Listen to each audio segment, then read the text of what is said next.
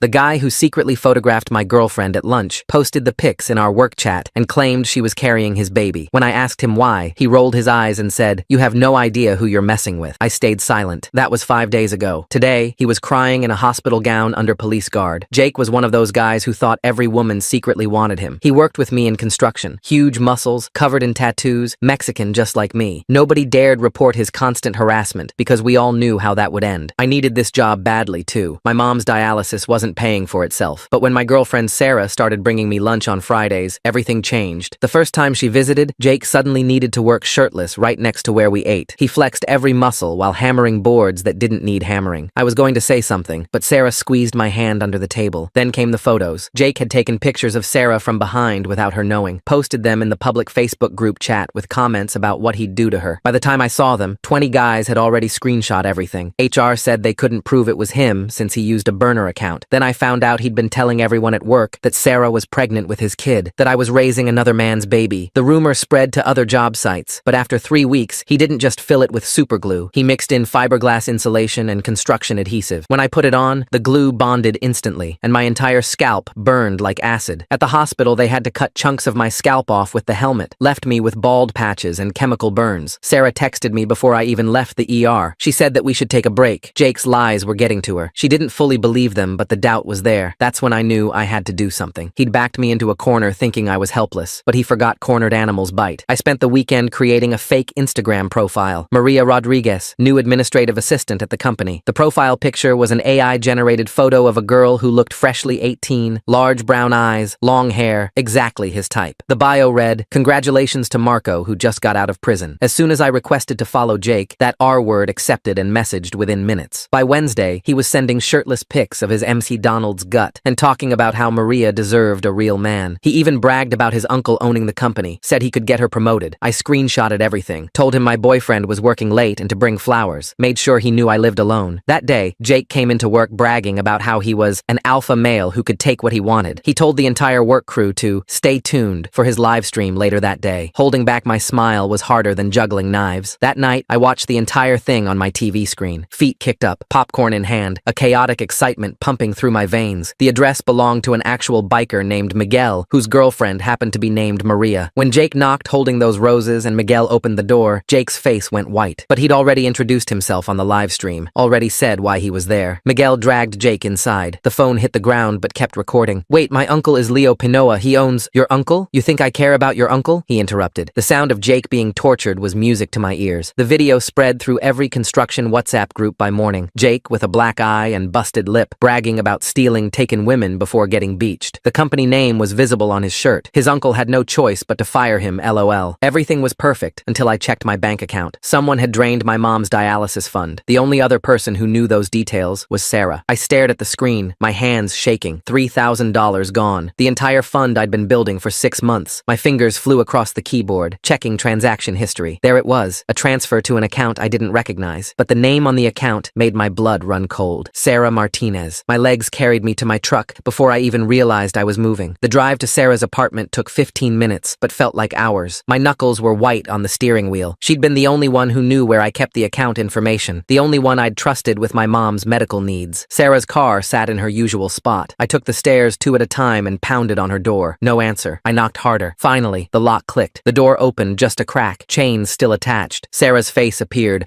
eyes red and puffy. She'd been crying hard. Fresh tears started the moment she saw me. "Please," she whispered. "Just go. You took the money." My voice came out flat. "My mom's dialysis money." Sarah's face crumpled. She fumbled with the chain, hands trembling so badly it took 3 tries. When the door swung open, I saw her apartment was a mess. Clothes thrown everywhere, furniture pushed around like someone had been searching for something. "I'm sorry," she sobbed. "I'm so sorry. He made me. I didn't want to, but who made you?" But I already knew the answer. Sarah collapsed onto her couch, pulling her knees to her chest. "Jake came here 2 nights ago. He had screenshots of the Maria Rodriguez messages from your phone." My stomach dropped. I'd left my phone charging at work dozens of times. Jake must have gone through it when I wasn't looking. He said you were catfishing women, said he'd go to the police, press charges for identity theft and fraud. But then, Sarah's voice broke completely. Then he showed me the other photos. "What other photos?" Sarah couldn't meet my eyes. "From when we dated, years ago, before I met you. I was young and stupid and I sent him pictures. He said he'd post them online if I didn't help him get even with you." The room spun. Jake had dated Sarah before me. She'd never mentioned it, probably too embarrassed about her past with that that scumbag, and now he was using it against both of us. He made me transfer the money, said it was justice for what you did to him, said if I didn't, those photos would be on every adult film site by morning with my full name attached. Sarah wiped her face with shaking hands. I know your mom needs that money. I know how hard you worked for it, but I couldn't. I couldn't let him destroy my life. I sat down hard on the coffee table across from her. The anger drained out of me, replaced by something worse. Jake had played us both. We need to go to the police, I said. Sarah shook her head violently. We can't. He was smart about it. Made me do the transfer myself from my laptop. As far as the bank knows, I just sent money to another account. His name isn't on anything. But the extortion, what proof do we have? He came here in person. No texts, no emails, just his word against mine. Sarah finally looked at me. I'm so sorry. I'll pay it back, I swear. I'll take out a loan, sell my car, whatever it takes. I stood up, pacing the small living room. Jake had us trapped. Again. But something didn't add up. You said the account was under your name? Sarah nodded. Sarah Martinez. But I don't have any account at that credit union. I've never even been there. What credit union? First Federal, the one near. Her eyes widened. Near the industrial district, where Jake's uncle's business is. We looked at each other. Jake might have been smart, but not smart enough. He'd used a fake account in Sarah's name, but the location gave him away. The next morning, I drove to the police station with Sarah. We sat in those hard plastic chairs for 2 hours before Detective McCatherine finally called us back. She was older, maybe 50, with gray streaks in her hair and tired eyes. Sarah told the whole story while I sat silent. The detective took notes, nodding occasionally. When Sarah finished, McCatherine set down her pen. I understand this is frustrating, she said, but without evidence of the threats, this is a civil matter. Ms. Martinez technically authorized the transfer herself, but he extorted her, I protested. Can you prove that? Any recordings, witnesses, text messages? We had nothing. Jake had been too careful. The detective gave us a form to fill out for the report, but made it clear nothing would come of it. Outside the station, Sarah broke down again. I drove her home in silence. My phone buzzed with a text from my mom asking about her appointment next week. I didn't know how to tell her the money was gone. That afternoon, Carlos called me. He worked the same crew, one of the few guys who'd never laughed at Jake's harassment. Hey man, you need to know something, Carlos said. Leo's been calling around, telling everyone you're a thief who stole from the company safe. What? Yeah, says you can't be trusted. Nobody's gonna hire you now. Every construction company in the city talks to each other. You know that. I hung up and checked my work email. Sure enough, termination notice. Effective immediately. No explanation needed since I was still in the probationary period. Over the next week, I applied everywhere. 23 companies. The moment they heard my name, the conversation ended. One hiring manager was honest enough to tell me I'd been blacklisted. Mom's dialysis center called daily. I dodged the calls until they sent a certified letter. Payment was overdue. One more missed payment, and they'd have to discharge her as a patient. Sarah tried to help. She'd already applied for 3 different loans, but kept getting rejected. Her credit wasn't good enough for the amount we needed. She sold her laptop and some jewelry, but it barely made a dent. Then Jake started showing up at the coffee shop where Sarah worked. He'd order a simple black coffee and sit for hours, staring at her. When she tried to switch sections, he'd move tables. When she hid in the back, he'd wait. He never said anything illegal, never made threats, just sat there with that smirk. Sarah's manager said they couldn't ban a paying customer who wasn't causing trouble. Sarah started calling in sick. Then her manager said she'd have to let her go if the absences continued. We were drowning. Jake had destroyed everything without technically breaking any laws, at least none we could prove. That's when Sarah's roommate Brittany knocked on my apartment door. I'd met her a few times. Quiet girl who worked in IT for some tech company downtown. She stood in my doorway holding a laptop. Sarah told me everything, Brittany said. I want to help. I let her in, too exhausted to argue. Brittany set up her laptop on my kitchen table and pulled out Sarah's phone. Sarah mentioned Jake borrowed her phone a few months ago at work, said his was dead, and he needed to make a call. Brittany's fingers flew across the keyboard, but I think he did more than make a call. She plugged Sarah's phone into her laptop. Windows popped up full of code I didn't understand. After 20 minutes, Brittany sat back. That bastard, she muttered. He installed a keylogger app. It's been recording everything. Texts, passwords, banking apps. He's been watching her for months. My hands clenched into fists. Can we prove it? Better than that. The app sends logs to an email address, and that email, Brittany turned the laptop toward me, is registered to Jake Panoa. We had him. Finally, we had actual evidence, but Brittany wasn't done. Look at this, she said, scrolling through logs. He's been monitoring at least 6 other women, all from construction sites, all with similar apps installed. My mind raced. Jake had been doing this for who knows how long, building a network of victims he could control and exploit. We need to be smart about this, Brittany said. If we go to the police now, he might destroy evidence. We need him to incriminate himself further. That's when the plan started forming. It was risky, maybe stupid, but we were out of options. Brittany helped us set the trap. She had Sarah text her friend Kathy, making sure to mention I'd been hiding cash in my apartment, money from side jobs I didn't report, said I didn't trust banks after what happened. The text was specific. $8,000 in cash hidden in a shoebox in my bedroom closet. I'd be working a night job on Thursday, apartment empty from 6 p.m. to 2 a.m. Jake took the bait. Thursday night, I sat in my dark apartment with Carlos and 2 other construction workers, Thon and John. Both had stories about Jake. Both wanted payback. At 9:47 p.m., we heard the lock rattle. rattle. Jake had somehow gotten a copy of my key, probably from the same time he went through my phone. The door opened slowly. Jake crept through my apartment using his phone's flashlight. We stayed hidden, Carlos recording everything on his phone. Jake went straight to the bedroom, straight to the closet. He pulled out the shoebox we'd planted, opened it to find the fake cash Brittany had gotten from a movie prop store. That's when I flipped the lights on. Jake spun around, shoebox in his hands, fake money visible. His face went through several expressions: surprise, anger, then panic when he saw Carlos filming. "Wait," Jake stammered. "This isn't what it looks like." "Really?" I stepped forward. "Because it looks like you're robbing me." Jake dropped the box, cash scattering across the floor. "You set me up. This is entrapment." "Entrapment is when police do it," Than said from behind him. "This is just catching a thief." Jake tried to push past us, but John blocked the doorway, not touching him, just standing there. Jake was trapped. "Fine," Jake exploded. "You want the truth?" "Yeah, I made Sarah take that money. She deserved it after what you did to me. And those photos? I've got hundreds. Not just her. Every stuck-up girl who thought she was too good for me." Carlos kept filming. Jake couldn't stop himself, ego taking over. "You think you're smart with your little Maria Rodriguez game? I own this city. My uncle runs everything. I've been watching all of you through your phones for months. Sarah, Brittany, that girl Catherine from the West Side site. I know all your secrets." "Including the extortion?" I asked. "It's not extortion if they owe me," Jake shouted. "These girls led me on. Sarah dated me, then acted like it never happened. They all do that. Act interested, then pretend they don't know me. So yeah, I keep the photos. Yeah, I make them pay when they disrespect me." He was confessing to everything, on camera, with 4 witnesses. "My uncle's going to destroy all of you," Jake threatened. "You'll never work in this state again." "Let's go ask him," I said. Jake's face went pale. "What? Your uncle? Let's show him this video. See what Leo Panoa thinks about his nephew breaking into apartments and admitting to extortion." Jake's bravado crumbled instantly. His eyes darted between the 4 of us, then to Carlos's phone, still recording. The fake money lay scattered across my bedroom floor, evidence of his attempted theft clear as day. "Turn that off," Jake demanded, voice cracking. "You can't record me without permission." "Actually, we can," Brittany said from the doorway. She'd been waiting in the bathroom, monitoring everything through her laptop. "You broke into private property. No expectation of privacy during commission of a crime." Jake lunged for Carlos's phone, but Than stepped between them. The bigger man didn't touch Jake, just stood there like a wall. Jake bounced off him and stumbled backward. "This is kidnapping!" Jake shouted. "You're holding me against my will." "Door's right there," John said, stepping aside. "But Carlos is coming with us, with his phone." Jake's face twisted with rage and fear. He knew he was caught. The confession, the break-in, all of it on video. His hands shook as he pulled out his own phone. "I'm calling my uncle," he said. "He'll have all of you arrested." "Please do," I said. "Let's get Leo down here. Show him what his nephew's been up to." Jake's thumb hovered over the screen. We waited. The apartment was silent except for his ragged breathing. Finally, he lowered the phone. "What do you want?" His voice came out small, defeated. "The money you stole. All of it. From everyone." I kept my voice steady. "And you're going to leave Sarah alone. Leave all of them alone." Jake's jaw clenched. "I don't have $3,000. "Then you better find it," Carlos said, "or this video goes to your uncle tonight." "And the police," Brittany added, "along with all the evidence of the keylogger apps. That's federal wire fraud, by the way. Accessing protected computers without authorization." Jake's face went white. Federal charges meant real prison, not county jail. His tough guy act completely evaporated. "I need time," he said. "A few days to get the money together." "You have until Monday," I said. 9 a.m., cash, all of it." Jake nodded frantically. "Monday. I'll have it Monday." "And the photos," Sarah said from behind Brittany. She'd been listening from the hallway, too upset to face him directly. "Every photo you have of me, of any of us, deleted, forever." "I can't just—" "Yes, you can," Brittany interrupted, "and I'll be checking. If I find even one photo anywhere online after Monday, the FBI cybercrime unit gets everything." Jake looked like he might throw up. He nodded again, then pushed past John and stumbled out of my apartment. We heard his truck peel out of the parking lot moments later. Carlos lowered his phone, hands shaking slightly. "Think he'll actually pay?" "He doesn't have a choice," I said, but I wasn't sure. Jake was cornered, desperate. Desperate people did stupid things. The weekend crawled by. Sarah stayed with Brittany, too scared to be alone in her apartment. I spent Saturday calling dialysis centers, begging for extensions. They gave me until Tuesday before they'd have to discharge my mom. Sunday night, my phone rang. Unknown number. I almost didn't answer. "You think you're clever?" Jake's voice was different, colder. "You have no idea who you're messing with." "Jake, shut up and listen. That video doesn't mean anything. You entrapped me. Any lawyer will get it thrown out. And those keylogger claims? Prove I installed them. Prove it was me and not someone else using my email." My stomach sank. He'd had time to think, maybe talk to someone. His confidence was returning. "But here's what's going to happen," Jake continued. "You're going to delete that video. Tell your friends to forget this ever happened. Or I make some calls. Real calls. To people who handle problems permanently. Are you threatening me? I'm explaining reality. My uncle knows people. Connected people. You think getting blacklisted from construction work is bad? Wait until you can't get any job anywhere. Wait until your mom's dialysis isn't your biggest problem." The line went dead. I stared at my phone, pulse racing. Jake wasn't going to pay. He was going to double down. I called Carlos immediately. "Change of plans. Jake just threatened me." "What kind of threats?" I explained the call. Carlos went quiet for a long moment. "My cousin works at the district attorney's office," he finally said. said. Let me make some calls. Monday morning came with no sign of Jake. Sarah and Brittany arrived at my apartment at 8:30, both looking exhausted. By 9:15, it was clear Jake wasn't coming. We need to go to Leo, I said. Show him everything. That's what Jake expects, Brittany said. He's probably already spinning some story to his uncle. We need to be smarter. She opened her laptop and started typing. I've been digging into Jake's online presence all weekend. The keylogger email led to other accounts, other activities. Windows popped up on her screen. Dating profiles, social media accounts, forum posts, all connected to the same email address. Look at this, Brittany said. Posts on pickup artist forums, bragging about his collection, sharing tips on installing spy apps, even selling some photos. My fists clenched. He's been selling them? To other creeps online. Small amounts, but it's trafficking. That's serious federal time. Brittany kept scrolling. And here's something interesting. Posts complaining about his uncle, saying Leo doesn't appreciate him, talking about taking over the business someday. Sarah leaned in. He's been planning to push his uncle out? Looks like it. Mentions having insurance on Leo. Dirt that would ruin him. Brittany's eyes lit up. If Jake has compromising information on his uncle, then Leo might not protect him, I finished. Carlos called while we were still digging through Jake's digital footprint. His cousin at the DA's office was interested but needed more evidence. The video of the break-in was good, but Jake's threat about entrapment wasn't entirely wrong. We needed something ironclad. That's when Than texted me. Jake was at the West Side construction site, working like nothing had happened. Leo had apparently assigned him there to keep him away from our usual crew. He thinks he's won, Sarah said, reading the text. Thinks we'll just give up. Maybe we should let him think that, Brittany said, while we build a real case. But I couldn't wait. My mom's dialysis appointment was tomorrow. The center needed payment today, or they'd discharge her. $3,000 I didn't have because Jake stole it. I'm going to talk to Leo, I said. That's what Jake wants, Brittany warned. He's probably expecting it. I don't care. I need that money today. Carlos offered to come with me, but I went alone. Leo's office was in a converted warehouse in the industrial district. His secretary recognized me, and her face went cold. Mr. Pinoa isn't taking meetings, she said. Tell him it's about Jake. Tell him I have video he needs to see. She hesitated, then picked up her phone. After a brief conversation, she nodded toward Leo's office. 5 minutes. Leo Pinoa sat behind a massive desk, looking every bit the successful businessman. Mid-50s, silver hair, expensive suit. He didn't invite me to sit. I heard you've been spreading lies about my nephew, he said. They're not lies. I pulled out my phone. I have proof. Leo waved dismissively. Jake told me about your little scheme. Fake social media profiles, catfishing, setting him up. You're lucky I don't press charges myself. Just watch the video, I said. Then decide. I played Carlos's recording. Leo's expression didn't change as he watched Jake break into my apartment, steal the fake money, and confess to extortion. When it finished, Leo leaned back in his chair. Clever editing, he said. But Jake explained everything. You lured him there under false pretenses. Entrapment. Any decent lawyer would tear this apart. He stole $3,000 from my mother's dialysis fund, I said. Made my girlfriend transfer it through extortion. According to whom? Do you have proof, documentation, or just more stories? I realized Jake had done exactly what Brittany predicted. He'd gotten to his uncle first, spinning the narrative in his favor. Leo wasn't interested in the truth. He was protecting family. Your nephew is a predator, I said. He's been stalking women, installing spy apps on their phones, selling their private photos online. Leo's eyes narrowed. Careful. Defamation is a serious crime. My lawyers would destroy you. Is that a threat? It's a promise. Stay away from my nephew. Stay away from my business, or I'll make sure you never work in this state again. Leo stood up. We're done here. I left his office feeling defeated. Jake had won. His uncle's protection made him untouchable. Outside, I called Sarah to update her. I'm so sorry, she said, voice thick with tears. This is all my fault. If I hadn't dated him before. Stop. This isn't your fault. It's Jake's. What are we going to do about your mom? I didn't have an answer. The dialysis center closed at 5. I had 6 hours to find $3,000 that didn't exist. That's when Brittany texted me. Don't give up. Meet me at the coffee shop. Bring Carlos. 20 minutes later, we sat in a corner booth while Brittany typed furiously on her laptop. The coffee shop was mostly empty, just a few afternoon customers. I found something, she said. Remember Jake's posts about having insurance on his uncle? I think I know what it is. She turned the screen toward us. Financial documents, construction contracts, permit applications, all pulled from various government databases and public records. Leo's been skimming from city contracts, Brittany explained. Billing for materials never delivered, workers who don't exist, classic construction fraud. Carlos whistled low. How much? Over the past 5 years? At least 2 million, maybe more. Brittany pulled up more documents. And look who signed off on a lot of these fraudulent reports. Jake's name appeared on dozens of forms. Employee timesheets, material orders, inspection reports, all with his signature. He's been helping his uncle steal, I said. Or his uncle's been using him, Brittany suggested. Either way, Jake's neck deep in federal fraud. That's probably his insurance. He goes down, he takes Leo with him. Can we prove this? Carlos asked. The evidence is all here. Public records, government databases. Anyone could find it if they knew where to look. Brittany smiled. And I just sent an anonymous tip to the FBI's construction fraud task force with very specific details about where to look. My phone buzzed. The dialysis center. Final warning about tomorrow's appointment. I silenced it, feeling sick. That's great for the long term, I said, but I need money today. Working on that too, Brittany said. Sarah, can you text Kathy again? From your phone? Sarah looked confused but pulled out her phone. What should I say? Tell her you're scared. Jake's been following you. You're thinking about going to the police but you're worried about the photos. Brittany watched as Sarah typed. Perfect. Now we wait. Wait for what? I asked. Jake to see it. The keylogger is still active. He's still watching everything on Sarah's phone. Within 10 minutes, Sarah's phone rang. Jake, put it on speaker, Brittany whispered. Record everything. Sarah answered with shaking hands. Hello? Don't even think about it. Jake's voice was harsh. You go to the police, those photos go live. Every site I can find. With your full name, where you work, everything. Please, Jake, I just want this to stop. Then control your boyfriend. Make him delete that video. Make him stop causing problems. I can't control him. He's desperate. His mom needs dialysis and you took the money. Jake laughed. Not my problem. Should have thought about that before he tried to humiliate me. What if? Sarah paused, glancing at Brittany, who nodded encouragement. What if I could get him to delete the video? Would you leave us alone? Depends. What else you offering? I still have some jewelry, worth maybe $1,000, and I could get a payday loan for the rest. Pay you to just go away. Jake was quiet for a moment. You'd pay me to leave you alone? I just want my life back. Want to feel safe again. $3,000, cash, tonight, and your boyfriend deletes everything. I can't get that much tonight. Then the photos go live. Your choice. The line went dead. Brittany stopped recording and immediately started transferring the file. He just committed extortion again, she said. On tape, demanding money, threatening revenge, adult film. This is exactly what we needed. But I was thinking about something else. Sarah, do you actually have jewelry worth $1,000? She shook her head. Maybe $200 in pawn value. I've got about $400 saved, Carlos offered. It's not much, but I can cover the rest, Brittany said quietly. I've got good credit. I can get a cash advance. I can't ask you to do that, Sarah protested. You're not asking. I'm offering. Brittany closed her laptop. We pay Jake, get him on video accepting extortion money. Then we take everything to the police. It was risky. We'd be giving Jake exactly what he wanted. But with the new recording and video evidence of him taking the money, we'd have an airtight case. Where do we meet him? I asked. Sarah texted Jake back, negotiating details. He wanted to meet in the parking lot behind an abandoned strip mall. Isolated, dark, no cameras. Everything about it screamed danger. I'll be there, Carlos said immediately, with Thon and John. He'll see you, I pointed out. Might spook him. Then we stay hidden, but you're not going alone. We spent the afternoon gathering money. Sarah pawned her jewelry and 2 designer purses. Carlos withdrew his savings. Brittany maxed out a credit card cash advance. Combined with what I had left, we scraped together $2,800. It's not enough, Sarah said, counting again. It'll have to be, I replied. Maybe he'll take it as a down payment. As the sun set, we prepared for the meeting. Brittany would stay in her car nearby, recording everything through a long-range microphone she'd borrowed from her tech-savvy friends. Carlos, Thon, and John would position themselves around the parking lot, hidden but ready. Sarah and I would face Jake together. The abandoned strip mall looked even worse at night. Broken windows, graffiti-covered walls, weeds growing through cracks in the asphalt. Jake's truck was already there when we arrived, parked under the only working streetlight. He got out as we approached, staying near his vehicle. Smart. Quick escape if needed. Where's my money? He demanded. Sarah held up the envelope. $2,800. It's all we could get today. I said $3,000. Take it or leave it, I said. It's more than you deserve. Jake's face twisted with anger, but greed won. He snatched the envelope from Sarah, quickly counting the bills. This buys you 1 week, he said. Then I want the rest, plus interest. Another $1,000 for making me wait. That wasn't the deal, Sarah protested. Deals changed, unless you want those photos going live tonight. He was getting greedy, overconfident, exactly what we needed. Fine, I said, but we need guarantees. Delete the photos now, in front of us. Jake laughed. You think I'm stupid? The photos are my insurance. They stay until I get every penny. Then how do we know you won't just keep demanding more? Sarah asked. You don't. That's the beauty of it. Jake pocketed the envelope. I own you now. Both of you. Get used to it. He turned back to his truck, and that's when everything went sideways. Blue and red lights flooded the parking lot. 3 police cars screeched in from different directions, blocking Jake's escape. What the hell? Jake spun around, glaring at us. You called the cops? I was just as surprised as he was. This wasn't part of our plan. Sarah grabbed my arm,